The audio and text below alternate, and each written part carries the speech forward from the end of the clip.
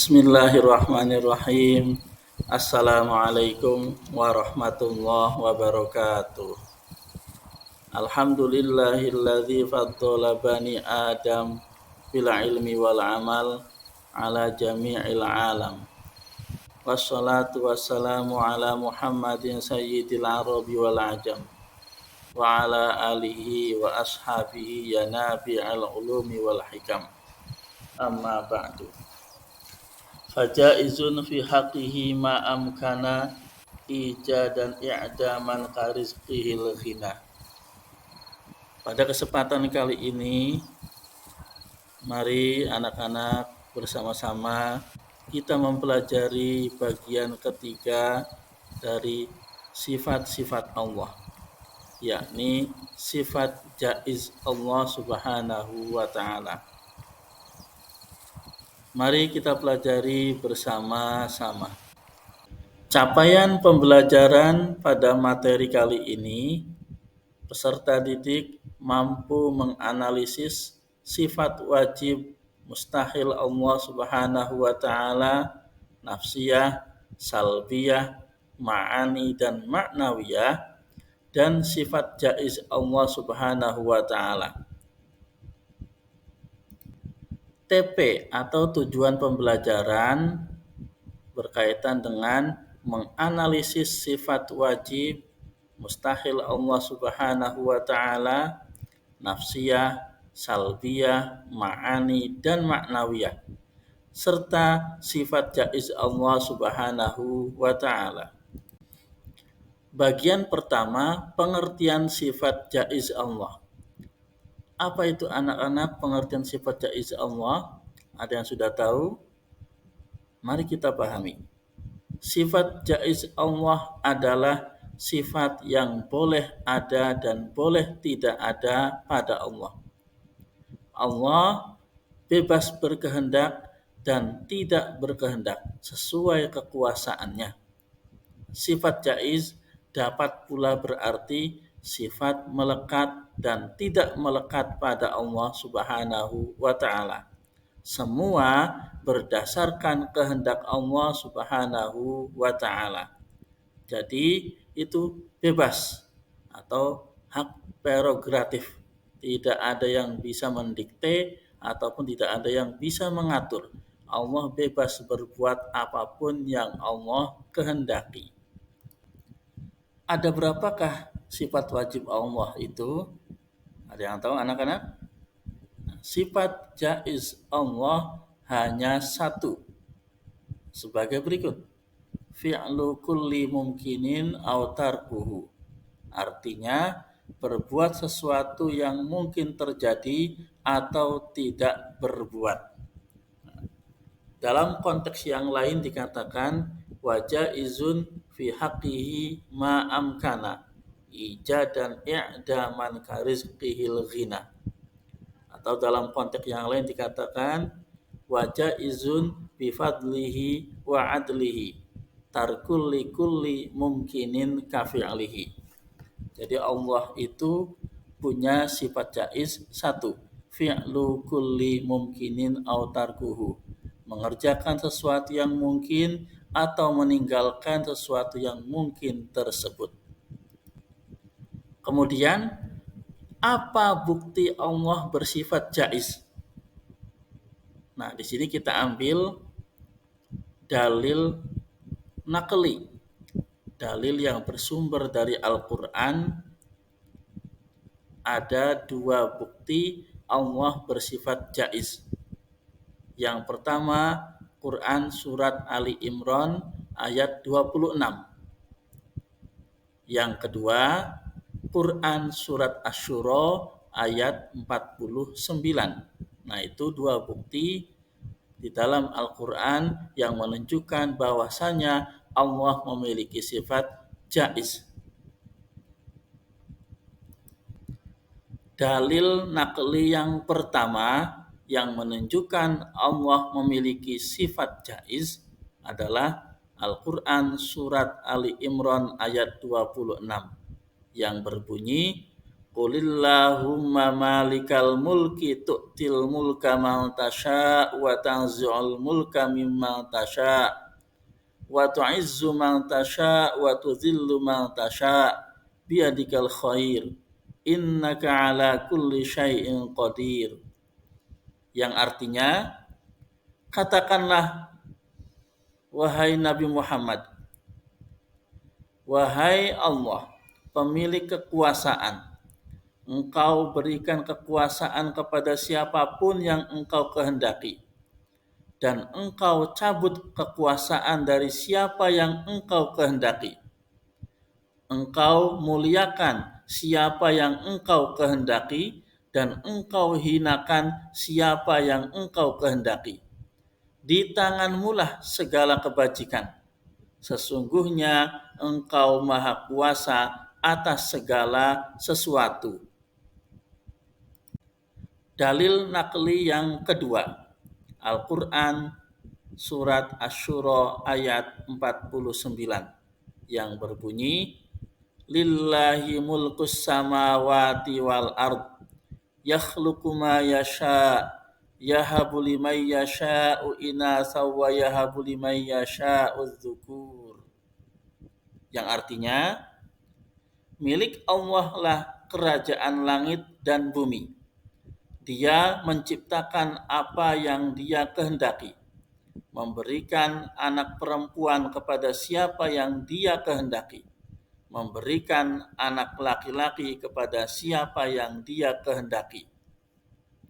Nah, itu dua dalil nakli di dalam Al-Quran surat Ali Imran ayat 26 dan Al-Quran surat Asy-Syura ayat 49. Setelah kita memahami tentang sifat jaiz Allah, pada bagian terakhir kita akan memahami tentang keutamaan memahami sifat-sifat Allah, baik sifat wajib, sifat mustahil, maupun sifat jaiz. Memahami sifat-sifat Allah memiliki keutamaan, memiliki kebaikan, dan memiliki manfaat sebagai berikut. Keutamaan yang pertama di dalam memahami sifat-sifat Allah adalah semakin mencintai dan mengagungkan Allah sehingga tidak menyekutukannya. Maksudnya bagaimana? Nah, kalau kita memahami sifat qidam, Allah itu maha dahulu. Allah itu dahulu. Menunjukkan bahwasanya tidak ada yang mendahului. Allah adalah paling awal.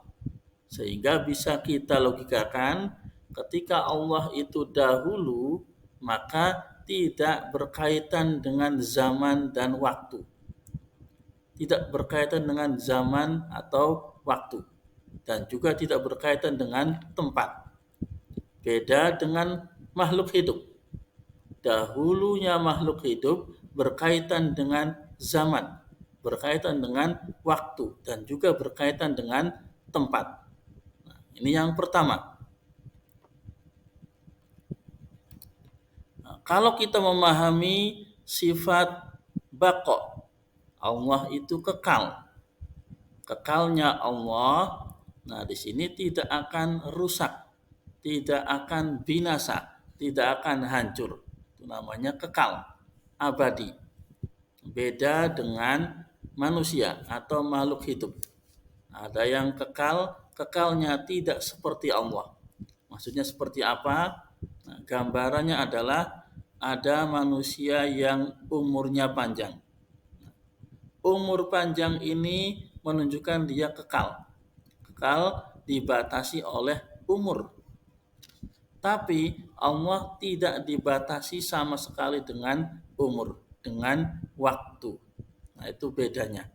Sehingga kita bisa memahami kebesaran Allah dari sifat qidam, sifat baqo tersebut. Sehingga kita bisa mencintai dan mengagungkan Allah dengan keagungan yang paling sempurna, Karena sudah tahu perbedaan antara qidamnya Allah dengan qidamnya makhluk hidup. Kalau dikaitkan dengan mukhalafatul hawadisi, Allah berbeda dengan makhluknya, maka semakin kita merasa keagungan Allah. Seperti apa? Nah, manusia punya sosok, punya gambaran. Ada kepala, ada tangan, ada badan, ada kaki. Nah, Allah tidak tergambar seperti itu. Allah tidak tersusun seperti itu.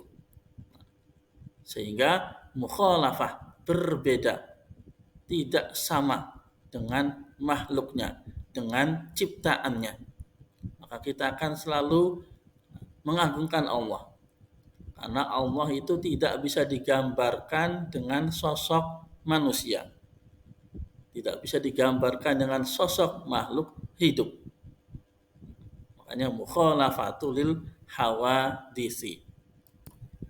Setelah memahami tentang sifat-sifat Allah tersebut, keutamaan yang kedua, kita dapat mengimplementasikan sifat-sifat Allah dalam kehidupan sehari-hari. Menerapkan apa yang dimaksud dengan qidam, bahwasanya manusia itu dahulunya didahului oleh yang lebih dulu, yaitu orang yang usianya lebih tua, orang yang usianya orang yang lahirnya lebih dulu. Itu namanya qidam dalam penerapan manusia.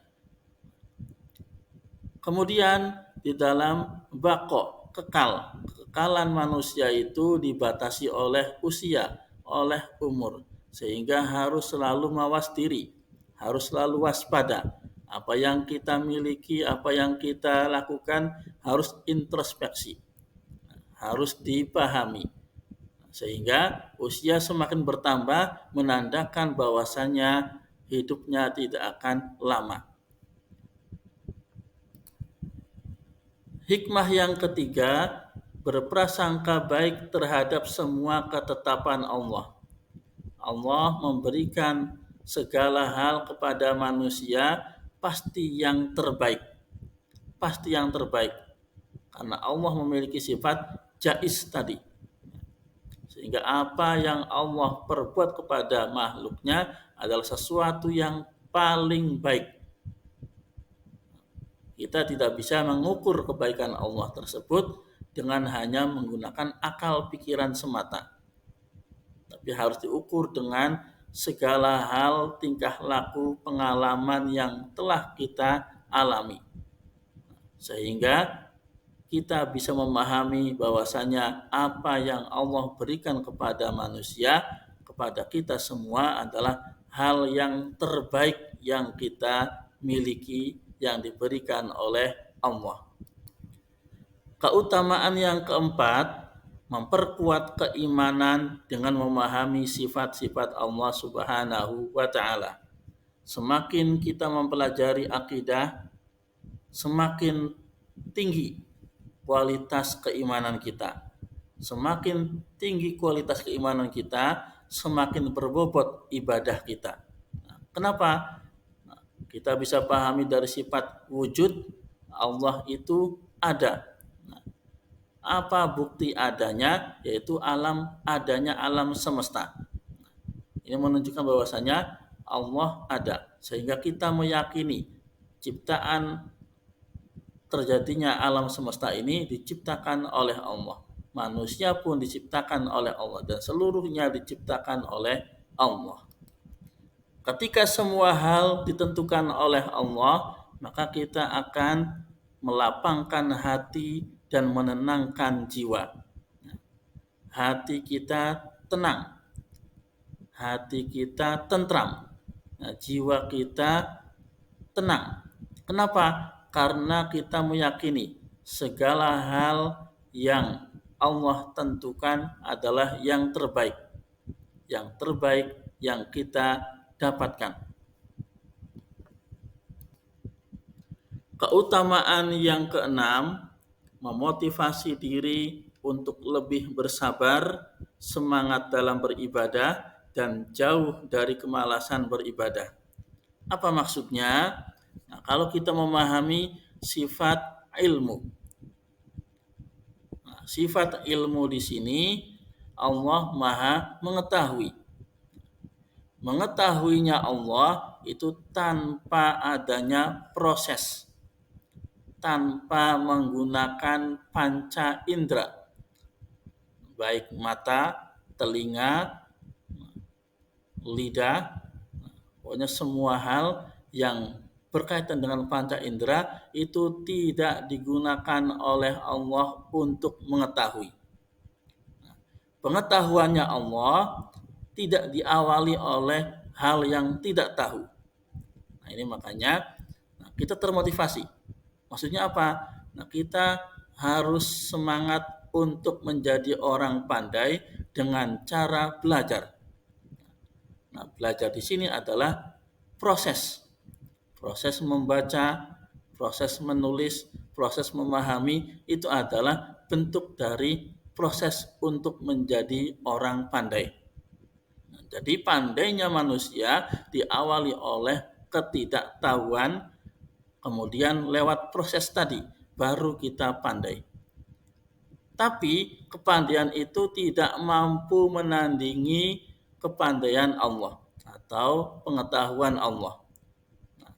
Nah, laksana air, setitik air dalam lautan yang menjadi tinta untuk menulis ilmunya Allah itu tidak akan mampu untuk menulis secara keseluruhan. Bahkan ditambah lagi pun tidak akan mampu. Nah, ini menandakan kita harus selalu berusaha belajar dengan sekuat kemampuan yang kita miliki. Keutamaan yang terakhir, bersikap disiplin dan bertanggung jawab dalam melakukan segala sesuatu. Ketentuan dari Allah, manusia diberikan ketentuan baik dan ketentuan buruk. Bukan berarti kita bermalas-malasan, karena sudah Allah tentukan lewat qada qadarnya. Tapi harus selalu bersemangat untuk mencari, untuk menggapai qada qadar yang baik. Apa yang kita perbuat pasti akan dimintai pertanggungjawaban oleh Allah kelak di akhirat. Demikianlah pembahasan tentang sifat jaiz Allah dan hikmah-hikmahnya. Mudah-mudahan ada manfaatnya. Dari kami cukup sekian. Tetap selalu semangat anak-anak. Wassalamualaikum warahmatullahi wabarakatuh.